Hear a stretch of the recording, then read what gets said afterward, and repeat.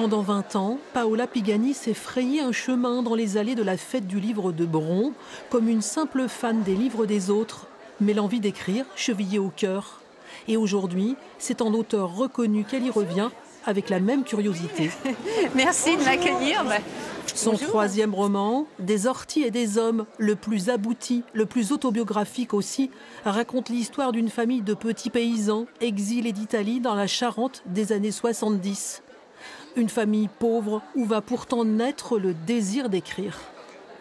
Comment, dans un milieu pas facile, on peut, grâce à la littérature, mais grâce à l'art, fuir tous les déterminismes, fuir ce sentiment d'infériorité, de honte sociale, pour prendre le risque aussi d'être soi, ailleurs.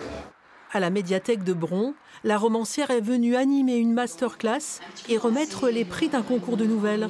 Elle aussi a commencé par des ateliers d'écriture ici même à Bron. L'ancienne apprentie est venue donner conseils et encouragement.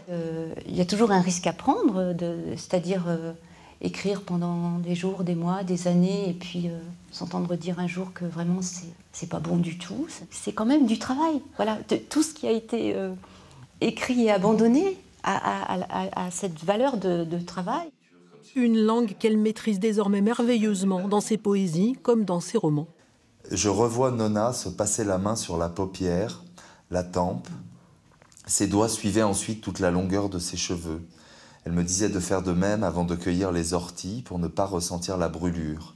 Ainsi m'a-t-elle transmis son geste de traverse entre soi et l'herbe folle. Je ne savais pas quelle était l'herbe sage. Ainsi, les orties ont la taille de mon enfance et les hommes sont immenses lorsqu'ils disparaissent. Itinéraire accompli d'une adolescente éprise de mots, devenue une voix qui compte de la littérature contemporaine.